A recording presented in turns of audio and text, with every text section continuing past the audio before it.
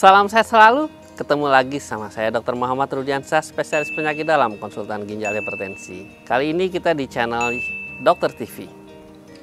Dan yang akan kita bahas adalah masalah kolesterol. Apa sih kolesterol? Banyak orang menyatakan kolesterol menjadi momok buat mereka. Takut makan inilah, wah kolesterolnya tinggi. Nanti bagaimana kalau ada keluhan-keluhan bagaimana? Nah, sebenarnya kolesterol itu ada di dalam tubuh kita semua. Dan itu harus ada, bukan tidak ada. Tapi yang kita perhatikan adalah kadarnya tidak boleh melebihi dari normal.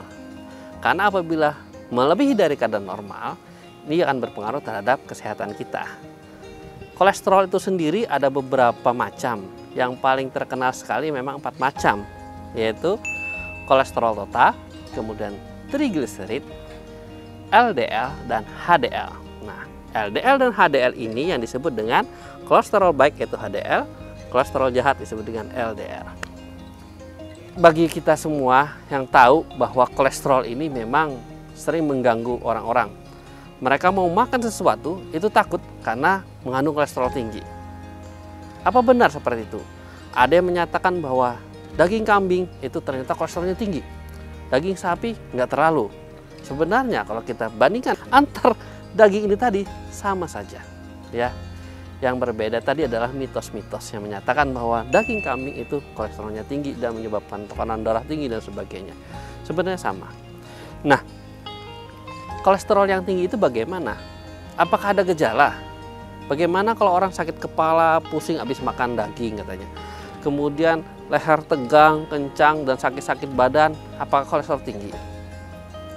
Sebenarnya kalau kita kembali lagi bahwa kolesterol tinggi itu kadang-kadang tanpa gejala. Gejala-gejala muncul tadi karena subjektif.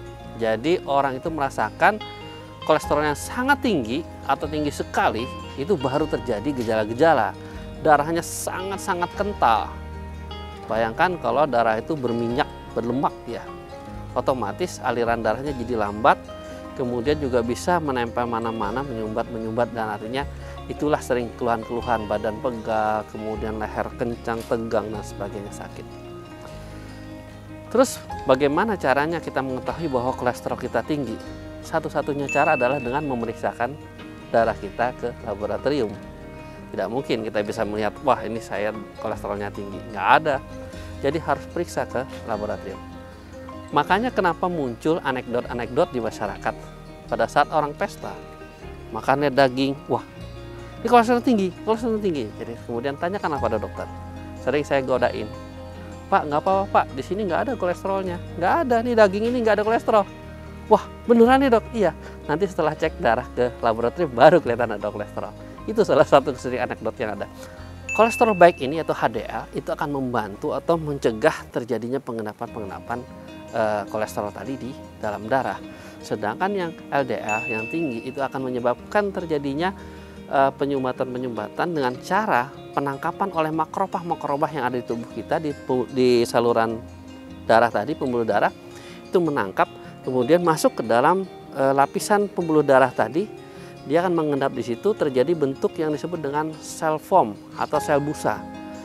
Dia kemudian nempel dan menebalkan dari pembuluh darah tadi. Pembuluh darah yang biasanya datar begini kemudian lama-lama menonjol jadi menebal. Sehingga aliran darah pembuluh darah yang harusnya begini jadi menyempit. Ini yang bisa menyebabkan alirannya jadi tidak bagus, dan ini beresiko untuk terjadi serangan jantung, stroke, dan penyumbatan di pembuluh darah kecil. Nah, sel foam tadi atau aterosklerosis tadi itu perlu kita jaga supaya tidak terjadi. Bagaimana caranya menjaga tadi? Ya jelas adalah dengan cara mengontrol kolesterol tadi. Tubuh kita membentuk kolesterol kurang lebih sekitar 80% dari total kolesterol yang diperiksa. Artinya kalau kolesterol itu 200 mg per desiliter, maka sekitar 160 itu sudah dibentukan dari tubuh kita. Berapa sih kolesterol normal? Kalau normal kolesterol total itu adalah kurang dari 200. Kalau LDL itu yang bagus adalah kurang dari 160. Yang paling bagus lagi kurang dari 100 dan 70 bagi yang sudah pernah serangan jantung. Trigliserid kurang dari 150. HDL yang bagus adalah lebih dari 45, bahkan 50 ya. Jadi ini bedanya kadar-kadar tadi. Nah, untuk kita tahu bahwa kolesterol yang tinggi tadi itu akan mempengaruhi pembuluh darah, terjadi plak-plak di pembuluh darah, terjadi aterosklerosis, dan pembuluh darah yang sudah menebal tadi dia sulit sekali untuk mengembang atau elastisitasnya berkurang, maka ini mempengaruhi aliran darah yang di dalam tadi dan terjadilah tekanan darah tinggi. Contohnya seperti itu. Selain itu adanya plak-plak di dalam pembuluh darah, maka aliran darah tadi menjadi kayak seperti deburan ombak di batu karang ya. Jadi terjadi turbulensi. Nah, turbulensi ini bisa juga terjadi pecahan-pecahan dari darah tadi, sehingga ini menjadi emboli namanya, dan bisa menyumbat ke lubang-lubang pembuluh darah yang kecil yang kebetulan besarnya sama. Biasanya di ujung-ujung, misalnya di otak ya, kenalah serangan stroke sumbatan. Di jantung kenalah serangan jantung. Di bawah-bawah kaki dan sebagainya menyumbat, terjadilah penyumbatan di organ tersebut sehingga jadi busuk dan sebagainya. Nah, jadi ingat bahwa kolesterol itu sebenarnya berbahaya kalau tinggi lama ya. Tapi juga tidak bisa kita mengabaikan bahwa kolesterol harus ada dalam tubuh. Karena fungsi kolesterol ini sendiri juga sangat penting. Salah satunya dia akan membentuk hormon-hormon, membentuk juga antibodi-antibodi, membentuk juga untuk mengganti sel-sel yang rusak dan sebagainya. Dan juga salah satu lagi adalah membentuk hormon laki-laki. Nah, sehingga sebagian besar kolesterol tinggi ini kadang-kadang itu hormon laki-lakinya juga tinggi. Terus bagaimana cara mengatasinya? Cara mengatasinya tetap dua, non farmakologi dan farmakologi. Yang non farmakologi berarti tanpa obat, yang farmakologi dengan obat-obatan.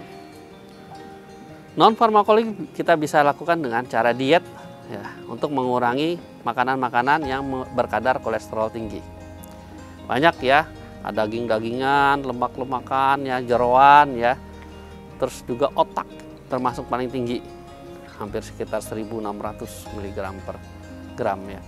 Dan juga kulit semua. Jadi makanan-makanan yang jeroan itu memang sangat tinggi kolesterol.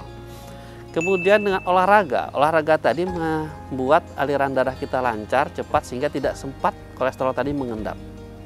Itu juga mencegah supaya tidak terjadi komplikasi, tapi tidak menurunkan kolesterolnya.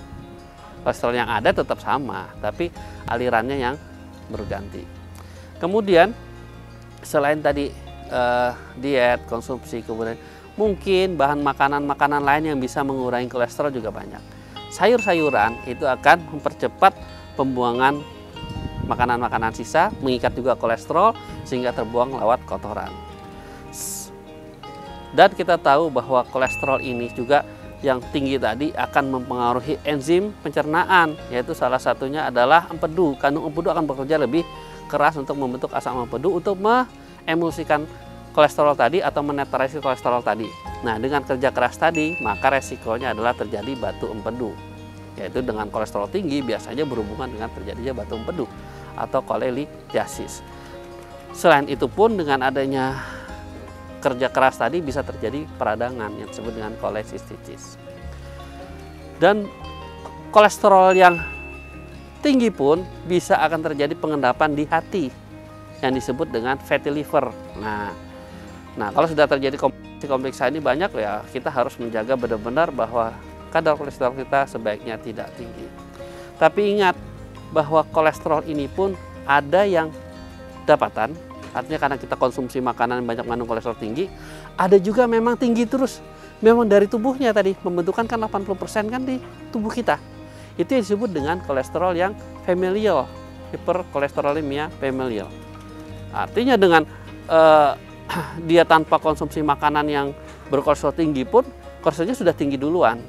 Anggaplah mungkin 200-an. Begitu dia konsumsi tambah sekitar 20%-nya, nambah lagi dia, jadi naik lagi. Nah, makanya konsumsinya dikurangin. Yang familial tadi kalau memang tidak bisa terkontrol, maka harus dikonsumsi obat-obatan.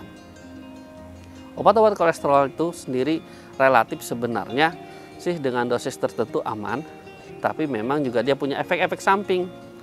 Efek sampingnya adalah biasanya bikin lemas ya. Karena dia akan menekan kolesterol tadi, maka hormon-hormon dan sebagainya itu akan berkurang. Dan ada, bukan mitos sebenarnya, jadi ini memang fakta. Apakah orang yang minum obat kolesterol itu akan mengganggu libidonya? Memang beberapa obat-obat kolesterol ada yang mengklaim bahwa dia tidak mengganggu libido.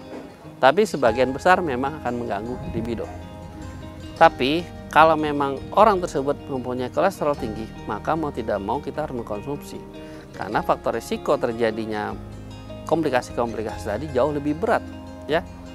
Nah, dengan cara mencegah kolesterol menjadi turun, tidak tinggi lagi, maka kita bisa mencegah komplikasi-komplikasi supaya tidak terjadi serangan jantung, supaya tidak terjadi serangan stroke misalnya, supaya tidak terjadi juga gangguan-gangguan darah di sekitarnya.